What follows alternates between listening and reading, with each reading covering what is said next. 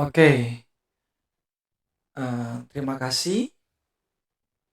Saya ucapkan kalian sudah bisa hadir di kelas kalian. Dan ucapkan terima kasih. Hari ini Mir akan memberikan materi secara digital lewat YouTube. Mohon maaf karena Mir tidak bisa bersama dengan kalian karena ada tugas. Mir menjadi fasilitator untuk guru-guru di Kabupaten Nabire. Jadi, Mir akan menjelaskan materi lewat video secara langsung. Kalian simak. Nah, kita masuk pada bagian C, menulis teks eksposisi. Tolong buku yang di perpustakaan diambil, kemudian kalian buka di halaman 73. Nah, menulis teks eksposisi. Nah, tujuannya apa? Di sini kalian akan menuangkan gagasan, ide. Gagasan kritis, ide kalian dalam bentuk teks eksposisi.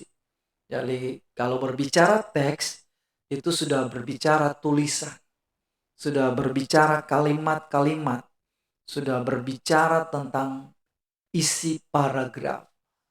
Jadi sekali lagi, berbicara teks itu sudah berbicara tentang kalimat, sudah berbicara tentang isi paragraf. Tapi jangan lupa, teks itu kan dibentuk juga dengan kata, dibentuk juga dengan tanda-tanda baca. Nah, kita dengar bersama, yaitu kegiatan kita itu menentukan topik. Nah, kalau menulis itu kan selalu mencari topik supaya ketika topik kita temukan, kita tentukan, maka kita bisa melanjutkan menulis. Kita bisa mengembangkan ide menulis kita. Sekali lagi, untuk kalian, untuk pembelajaran bahasa Indonesia lanjut ini, lebih banyak kalian praktik mengaplikasikan teori dalam materi-materi ini. Ini sudah di bab kedua, maka dengan penjelasan teori menulis ini, kalian bisa mulai pelan-pelan menulis. Jangan takut salah. Mencoba itu lebih penting. Nah, tujuannya apa? Pembelajaran ini sekali lagi menuangkan gagasan, ide. Oke, ide kritis dalam bentuk teks eksposisi. Ada kata kunci, gagasan kritis. Nah, pertama apa yang kita akan lakukan? Menentukan topik. Nah, teks eksposisi itu menyingkapkan sesuatu. Jadi teks ekspos ini dia mau mengungkapkan sesuatu. Dia mau membuka sesuatu, di mana sesuatu ini bagi orang kebanyakan tidak terlalu paham. Contoh, kalian ingin menulis tentang, ingin memberitahukan gagasan kalian tentang sampah nuklir. Wow. Atau kalian ingin mengungkapkan untuk memberitahukan yang dimana orang kebanyakan tidak terlalu paham, tetapi ketika membaca tulisan kalian itu dia paham. Ya, bisa di berbagai bidang. Tapi tema kita ini, sekali lagi tema kita, selalu lihat di bawah halaman. Lihat, tema kita adalah menuangkan gagasan dalam teks eksposisi bertema kelestarian alam. Jadi titik pokok adalah ingin kita mengangkat tentang kelestarian alam. Nah, dari kelestarian alam ini orang yang tidak paham ketika membaca teks yang kalian tulis, mereka mulai paham. Oh, tentang alam. Oh, ini membicarakan bahaya tentang alam. Oh, ini bisa merusak alam. Oh, ternyata tulisan ini memberitahukan bahwa alam harus dijaga dan seterusnya. Nah, contoh kita sudah membaca beberapa contoh teks eksposisi seperti pasta gigi ketinggalan zaman. Baru ada lagi yang teks 1, pasta gigi segala zaman. Nah, di pasta gigi ketinggalan zaman, penulis itu memberitahukan. Nah, kalau kalian baca baik-baik ya. Tidak semua orang yang mengetahui apa yang dituliskan oleh si penulis tentang pasta gigi ketinggalan zaman. Tapi kalau kalian baca fokus, nah kalian baru tahu, oh ini yang akan dikasih tahu, akan diberitahukan oleh penulis. Ternyata pasta gigi ini sudah ketinggalan zaman. Nah, orang tidak tahu bahwa kemasan, promosi tentang pasta gigi dan tekstur serta rasa pasta gigi itu sudah ketinggalan zaman. Nah, penulis mencoba menyingkapkan kepada kita yang membaca. Oke, sehingga sudah tersadar, oh udah ketinggalan zaman. Kemasannya promosinya juga. Nah, terus rasa pastanya. Nah, seperti itu yang mau diungkapkan lewat si penulis. Lanjut. Nah, topik yang akan disingkapkan yang ditulis oleh penulis ini tentang pasta gigi ketinggalan zaman, ini menjadi judul dan topik. Judul dan topik yang disingkapkan oleh penulis. Nah, dalam keseharian manusia banyak sekali topik yang tidak disingkap atau tidak dibuka, tidak terbuka, tidak di-open. Oke, dalam keseharian manusia. Nah, banyak sekali topik yang ada juga topik-topik yang dapat disingkapkan. Ada tidak, ada bisa disingkapkan. Nah, demikian orang dapat membuat teks eksposisi berdasarkan topik-topik itu. Orang tidak akan kehabisan bahan untuk menulis. Nah, cuma memang kita pemula ya, siswa. Kadang-kala kita merasa tidak mampu. Merasa, aduh, ini tugas lagi. Tetapi, sekali lagi ini ulang. Ya, sekali mengulang-ulang. Kita usahakan, berusaha untuk menulis. Karena suatu waktu, ini tidak tahu kalian akan menjadi penulis terkenal ternyata. Di berbagai media. Sekarang medianya banyak. Kalian boleh bikin blog sendiri. Kalian punya IG. Kalian punya Facebook. Nah, bisa dituangkan lewat menulis. Orang membaca, tersingkap. Oh, orang paham. Oh, ternyata tulisan ini memberitahukan tentang. Nah, karena teks eksposisi ini berusaha menyingkapkan sesuatu, dan sesuatu itu disampaikan dengan apa? Argumen. Apa itu argumen? Argumen itu pendapat-pendapat yang bertujuan untuk meyakinkan pembaca agar setuju atau tidak setuju terhadap topik yang ditulis, topik yang diangkat. Kalau setuju ya diterima, tidak setuju ya tolak topik tersebut. Nah, biasanya kita bisa lihat di debat-debat.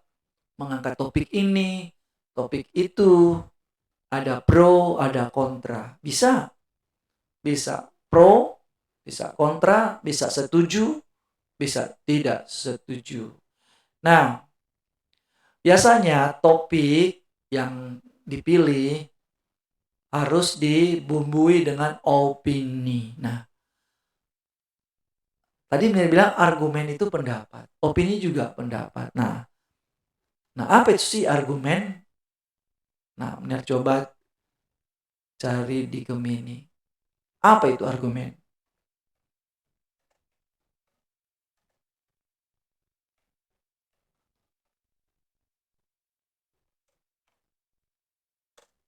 Nah, Gemini menjawab. Secara sederhana, argumen itu adalah alasan. Nah, argumen itu alasan, pendapat. Nah, tapi dibarengi dengan bukti yang digunakan untuk mendukung suatu pendapat. Ada kata pendapat. Nah, ternyata pendapat itu bahasa istilah lain opini. Nah, argumen lagi ulang ya. Argumen adalah alasan atau bukti. Pakai bukti. Digunakan untuk mendukung suatu pendapat atau gagasan atau klaim. Nah, argumen bukan sekedar opini saja atau pernyataan, tetapi serangkaian pernyataan yang logis. Pernyataannya itu masuk akal. Oke, jangan karang-karang. Nah, kalau karang-karang bisa saja opini. Tapi kalau argumen harus ada logis. Main di otak, main hal-hal yang benar dan terstruktur. Nah, ternyata argumen itu gunakan pernyataan logis, terstruktur. Apa terstruktur? Tersusun untuk meyakinkan. Nah, ini meyakinkan orang lain tentang kebenaran yang ditemukan. Jadi ketika dia mendapat persoalan, diangkat topik, dia menggunakan argumen, menggunakan pernyataan logis yang masuk akal, terstruktur. Nah, akhirnya orang percaya. Oh, tulisan ini saya percaya. Oke, sama dengan Alkitab. Alkitab itu juga bisa sebagai teks apa? Ya, teks apa? Ayo. Ya, bisa eksposisi. Dia bisa, karena ayat-ayat kita itu memberitahukan kan, supaya kita yakin, supaya kita bisa percaya. Karena bisa gunakan logika juga. Nah, sekali lagi, ada perbedaan argumen dan opini. Argumen seringkali disamakan dengan opini. Nah, padahal keduanya memiliki perbedaan. Apa perbedaannya? Opini adalah pandangan, tapi pakai perasaan. Tapi kalau argumen, pakai logika, pakai bukti. Nah, tapi memang sama-sama pendapat, pandangan. Tapi kalau opini, dia pakai perasaan atau keyakinannya. Nah, tapi juga biasanya tidak didukung oleh bukti. Nah, selalunya bilang, menurut saya, asumsi saya, kira-kira. Nah, itu opini, pendapat. Artinya masih diraba-raba, masih ditebak-tebak. Bisa benar, ya bisa salah, bisa diterima, ya bisa tidak. Tapi kalau argumen itu didukung alasan. Kenapa matahari terbit di timur? Kasih alasan. Berdasarkan apa? Kenapa garam itu asin? Kasih penjelasan secara ilmiah. Nah, secara ilmiah ya, itu gunakan argumen. Nah, sekali lagi beda opini dan argumen. Nah, argumen harus ada bukti yang kuat, data, pakai data. Jadi kalau ingin menyimpulkan informasi, menyimpulkan sesuatu, harus pakai data. Nah, sekarang kan ada sudah vilar lagi. Sudah tren orang kalau bilang saya punya data. Nah, kalau menggunakan argumen, saya punya data. Ini data berdasarkan ini, berdasarkan ini, berdasarkan ini. Nah, kalau kalian membaca buku atau membaca artikel-artikel lain, nah ada kan data. Data itulah yang mendukung argumen. Nah, beda ya opini dan argumen. Nah, saya kembali lagi. Nah, karena teks eksposisi berusaha menyimpulkan sesuatu dan sesuatu disampaikan dengan argumen yang bertujuan untuk meyakinkan pembaca agar setuju atau tidak setuju terhadap topik yang dibicarakan. Nah, mari kita lihat.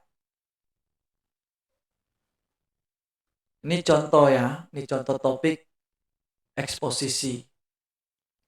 Ini dapat diperdebatkan atau dapat dibuat eksposisi tandingan. Nah, contoh. Ini topik untuk dibuat teks eksposisi. Apakah ini dapat dibuat atau tidak? Kita gunakan logika. Ekstrakurikuler meningkatkan wawasan dan keterampilan siswa. Nah, ini harus diperdebatkan. Apa betul mau angkat topik ini? Ekstrakurikuler, kegiatan ekskul kalian, apakah bisa meningkatkan wawasan dan keterampilan siswa? Kalau kalian menemukan data dan bukti, silakan kalian ungkapkan. Ada ini sampai kegiatan ekskul ini sampai menasional, sampai mendunia kegiatan kita. Ekstrakurikuler di sekolah, dapat ini penghargaan, dapat ini buktinya. Ini bukti teman-teman kita, dia punya wawasan. Ya, silakan pakai data. Nah, berjemur dapat meningkatkan stamina tubuh. Benar? Nah, diuji. Cari data. Kalau berjemur dapat meningkatkan stamina tubuh. Jangan sampai gosong, pingsan. Nah, kemudian ada ini topik. BPJS meringankan beban masyarakat. Apa betul? Coba tanya di keluarga kalian. Apakah menggunakan BPJS meringankan atau menimbulkan persoalan-persoalan? Kalau bisa diangkat, ya silakan pakai bukti. Nah, halaman rumah menjadi segar karena tanaman bunga. Betul? Hanya tanaman bunga yang bisa menyegarkan, tanaman lain tidak. Kalian boleh mengangkat. Kalau iya, silakan dengan bukti argumen. Pakai data. Kalau tidak, topiknya diubah. PPKM darurat dapat mensejahterakan masyarakat. Nah, dilihat betulkah? Bisa diangkat. Nah, ada bukti. Kalau ada ya diangkat. Nah, topik-topik di atas yang di ini ya yang Ner jelaskan. Topik-topik di atas dapat dikembangkan menjadi teks eksposisi. Karena dapat diperdebatkan. Oke. Dengan menyajikan atau membantahnya. Jadi ketika kita membaca, nah biasanya kan di debat-debat ya bisa dibantah. Oh, nah kalaupun dibantah selalu gunakan ulang sumber, ada data, ada penguatan, ada bukti untuk menyatakan oh ini benar. Nah, dan tidak benar atau ditolak kalau ada sumber yang menguatkan. Nah, jadi seperti ini tandingannya. Ekstrakurikuler menghambat. Nah, ini tandingannya ya. Oh, enggak, menghambat. Kenapa? Pertama, terlalu banyak ekskul. Dia capek, lelah, pulang terlalu larut, terus sudah mengabaikan pembelajaran. Bisa saja. Kemudian kita tanding yang topik yang di atas. Berjemur dapat meningkatkan stamina, coba kita tanding. Kita gunakan pemikiran kritis. Berjemur dapat merusak organ tubuh. Oh, benar. Bisa merusak organ tubuh. Kulit gosong, organ-organ. Tapi ada sumber ya. Kalau betul itu merusak, kasih sumber. Supaya topik yang di atas yang nomor 2 itu, nomor 2 yang di atas, ya itu bisa dipatahkan. Itu bisa menjadi bahan perdebatan.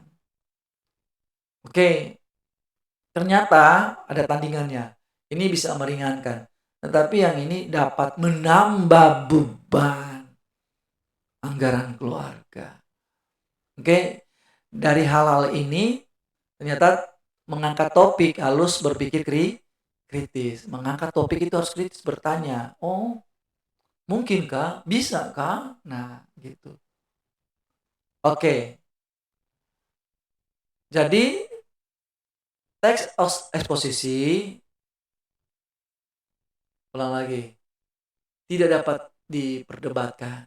Jadi kalau kita mau cari topik, orang baca topik itu tidak lagi menjadi perdebatan, langsung dia terima. Ulang ya, mengangkat topik teks eksposisi itu tidak dapat diperdebatkan karena itu menyingkap dan orang setuju. Tapi kalau topik itu ada perdebatan, berarti itu bukan teks eksposisi. Kemungkinan teks cerita. Oke, nah berdasarkan paparan di atas, teks eksposisi selalu menampilkan realitas. Memang diberi opini, tapi opini bukan karang-karang, bukan pendapat karang. Oke. Nah, dan bukan fakta yang tidak dapat dibantah kebenarannya. Jadi faktanya itu memang benar. Kalau fakta itu dipatahkan, itu bukan teks opini.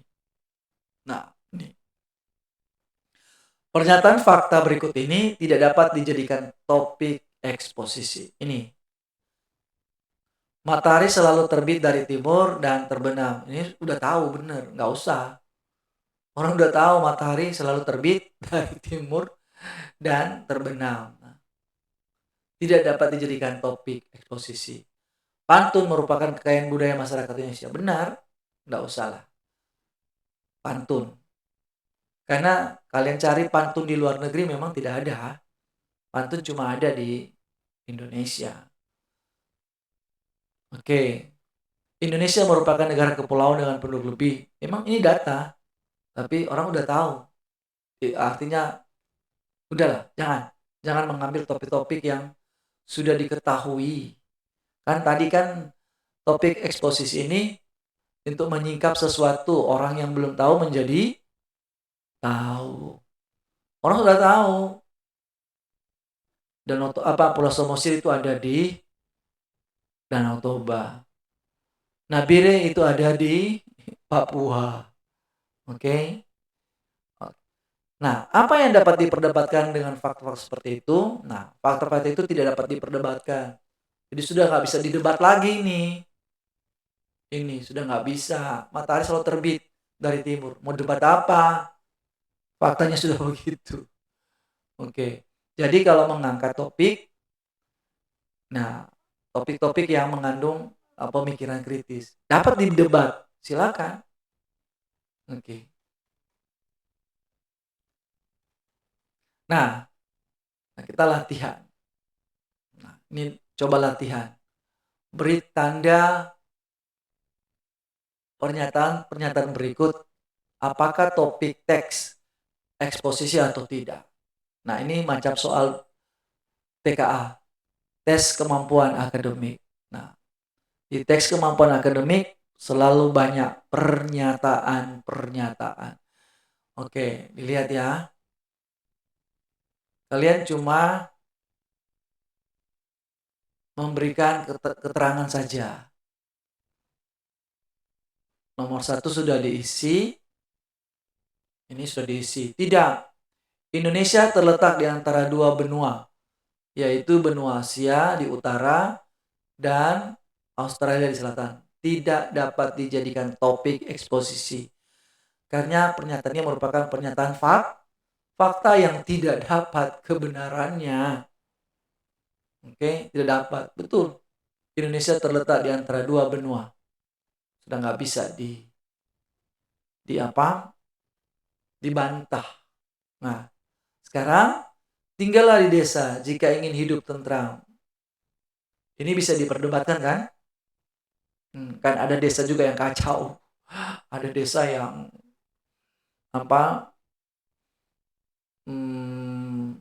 tidak damai, tidak tentram. Nah, oke. Hari ini 100 tahun yang lalu wabah corona melanda. Nah, oke. Apa bisa didebat? Bisa, dan seterusnya. Car Free Day, mengapa harus di hari Car Free Day, mengapa harus di hari Minggu? Nah, tapi di Nabire hari apa? Nah, berarti topik ini dapat dibantah. Kalau topik yang sudah tidak dapat dibantah, ya faktanya ya sudah seperti itu. Lanjut ya. Kalian kasih alasan. Selanjutnya, kalian tunggu ya. Nanti kelompok jawab ini, kemudian setelah itu difoto. Nah, jangan cuma bilang tidak. Jangan cuma bilang ya, tapi tolong dijelaskan. Oke, dijelaskan menurut kalimat kalian. Oke. Lanjut. Kegiatan 6. Ini menyusun kerangka. Jadi kalau menulis itu harus menyusun kerangka. Sama kalian mendirikan rumah. Nggak mungkin kalian langsung seng. Nggak mungkin. Jadi harus ada kerangka-kerangkanya dulu. Jadi kerangka-kerangka itu kan yang membentuk. Nah, nanti terakhirnya ada seng di atas. Nah, jadi ada kerangka. Sama dengan tubuh kita. Di dalamnya ada kerangka. Kalau tidak ada kerangka, nggak jadi. Tubuh kita nanti tidak kuat. Lunglai, loyo. Nah, jadi harus ada kerangka. Bagaimana menyusun kerangka teks eksposisi? Nah, setelah kita menentukan topik, topik itu bisa menjadi judul ya. Nah, sekali lagi topik yang kita bisa angkat ini bisa diperdebatkan, tetapi jangan topik yang orang sudah tahu. Oke, air laut itu rasa asing, itu orang sudah tahu. Cari orang yang belum tahu dan kalian singkapkan topik apa ya. Nah, sehingga orang tahu dan bisa menimbulkan perdebatan. Ini contoh yang ngeyel-ngeyel. Air seni dapat memberikan kebugaran. Nah, orang baru tahu. Oh iya kan? Coba tes, coba. Tapi kalian kasih fakta. Nah, tapi bisa dibantah. Oh tidak. Kalau orang yang tahu, tidak. Saya juga punya fakta. Ternyata air seni itu mengandung bakteri, mikrobi apa, sehingga dapat merusak organ lain. Oke? Nah, kalian tentukan topik. Setelah kalian tentukan topik, kalian membuat kerangka atau outline, garis-garis besar. Apa yang Anda mau susun? Mau susun ya, kerangka itu menyusun. Nah, kerangka ini penting dibuat agar tidak menyimpang dari topik. Artinya kita sudah dapat topik, contoh topik, ini agak nyeleneh sedikit. Topik upil, udah. Upil ya, udah. Sudah pilih upil, jangan pilih yang lain. Oh, pilih rambut. Oh, udah berbeda. Oke. Nah, kerangka itu jelas. Karena topik eksposisi yang menggunakan struktur baku. Nah, kalian harus tahu ternyata strukturnya. Oke, sudah menyusun, tapi harus tahu struktur. Apa struktur dari teks eksposisi? Yang pertama, tesis. Kemudian diikuti dengan argumen. Itu sudah dijelaskan di awal ya, struktur. Tesis, argumen, penegasan, ulang. Jangan abaikan struktur ini. Tesis dirangkai dengan argumen-argumen, pendapat-pendapat kita, opini yang mengandung, ulang ya, mengandung fakta, mengandung data. Kemudian penegasan ulang ini merupakan kesimpulan. Diambil dari awal dan ditegaskan ulang di awal, tengah, kemudian ditegaskan ulang di akhir. Nah, kita coba lihat. Ini contoh. Pasta gigi ketinggalan zaman. Ini kerangkanya. Judul pasta gigi ketinggalan zaman atau topiknya. Topik atau judul. Topik bisa menjadi judul. Nah, mulai lihat strukturnya. Tesis. Ini kan tesisnya atau persoalan. Sudah dijelaskan ya apa itu tesis. Dia mulai dari awal. Tesis itu ada di awal-awal sebenarnya. Di awal-awal paragraf. Ada yang tidak maju-maju pada alat pencegah kerusakan gigi yang kita kenal selama ini. Oke, kemudian susun argumennya. Dari segi kemasan, segi promosi, dari segi struktur. Nah, kemudian ditegas ulang lagi. Dengan demikian, jelas pasta gigi sekarang kita kenal ini ketinggalan zaman. Tidak maju-maju ya, ketinggalan zaman. Oke, ini susunannya. Nah, kemudian Anda lihat menjadi teks lengkap yang di atas. Ini kan kerangka-kerangkanya. Dan teks aslinya ada di atas, sudah menjadi teks utuh. Ini kerangka. Nah, oke, kita lihat yang lain. Ini lain. Nah, ini contoh. Judul manfaat lidah buaya. Sekali lagi, tema kita adalah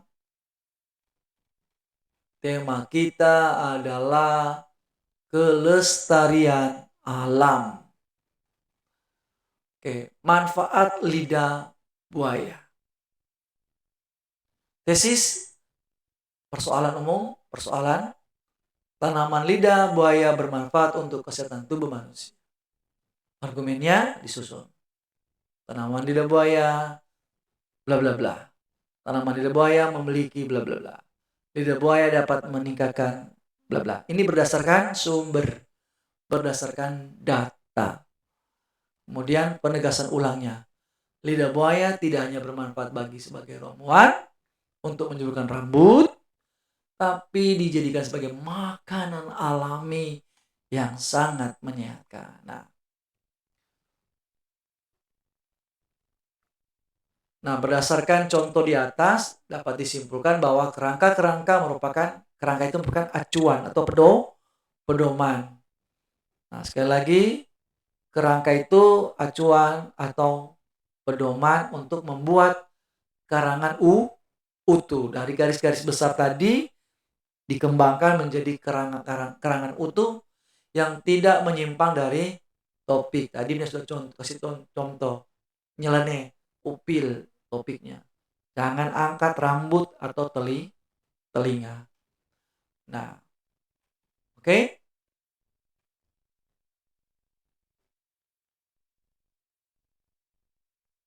Ini adalah contoh.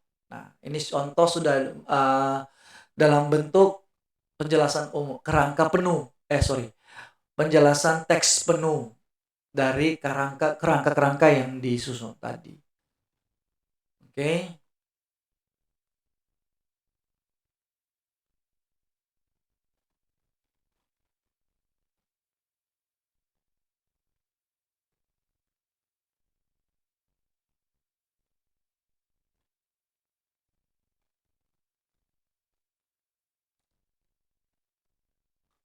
Nah,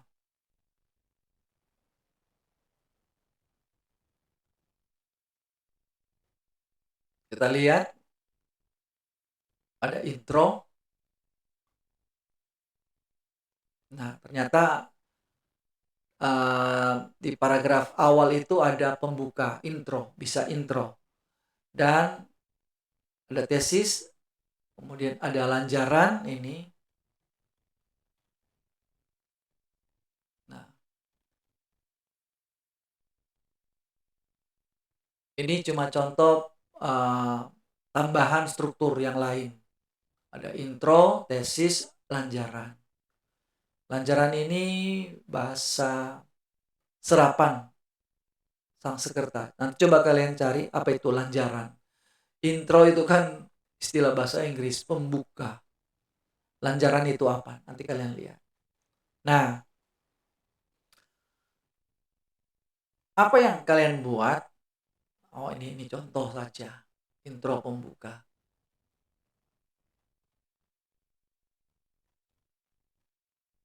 Apa yang akan kalian lakukan? Ini saya ingin melihat kelompok akan menulis ini pengelolaan sampah yang santun lingkungan. Ini ya, sekali lagi ini topik tema kita kelestarian alam. Topik pengelolaan sampah yang santun lingkungan.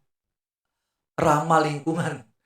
Ada yang bilang ramah, ada yang bilang santun. Nah, tesisnya, persoalannya, argumennya tersusun 1, 2, 3, dan pernyataan ulang, penegasan ulang. Ini. Nah, tolong kelompok bekerja sama-sama menghasilkan teks eksposisi dari kerangka-kerangka ini.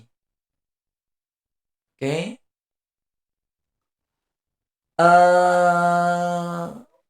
Nanti tugas ini kerjakan bersama. Nanti di hari Selasa. Nanti di hari Selasa minggu depan kalian sudah membuat teks utuh dari kerangka-kerangka ini. Setiap kelompok, ini cuma kerja kelompok. Oke? Kerja kelompok ya. Oke. Sekali lagi buat kelompok. Dan benar akan periksa Selasa minggu depan. Teksnya sudah jadi.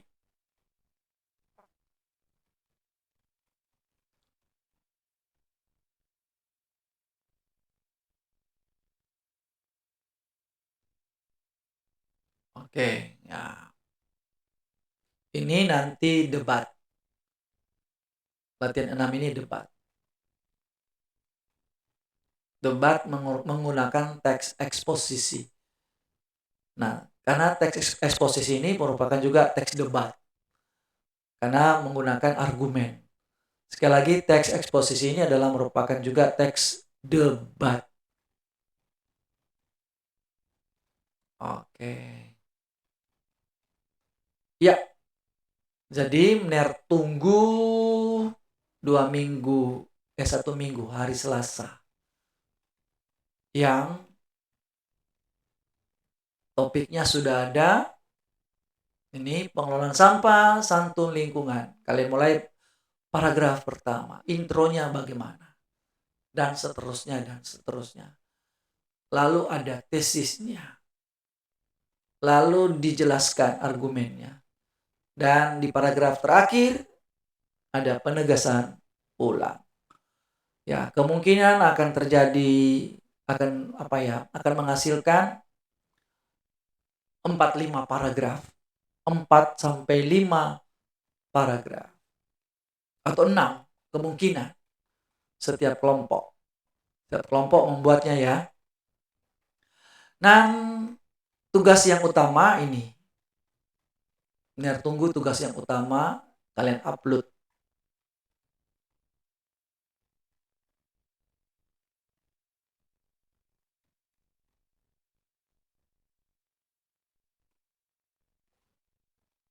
Dan kembali ke halaman berapa tugas kalian, jangan lupa Nah, ini. Oke. Ini yang Mner tunggu. Kalian foto. Kalau ini dapat dijadikan topik atau tidak, beri alasan. Oke? Oke, demikian penjelasan Mner. Mner tunggu tugas ini. Tugas yang ini ya. Diberi kesempatan cuma 20 menit. Oke, 20 menit. Kalau sudah selesai, kalian upload di WA group. Tapi kalau sudah selesai kalian mengupload, tolong diskusi yang tadi, tugas yang tadi, topik yang sudah ada. Nah, kalian boleh mulai pelan-pelan menulis. Oke, jangan tunggu jam pulang selesai dan tidak akan selesai. Yang tugas ini. Jadi kalau tugas yang tadi sudah diupload di WA group, ini dilanjutkan pelan-pelan. Bisa? Kalau bisa, Mner ucapkan terima kasih. Kalian sudah mengikuti pembelajaran ini lewat channel YouTube-nya Mner. Silakan kalian subscribe. Terima kasih. Salam cerdas untuk kalian.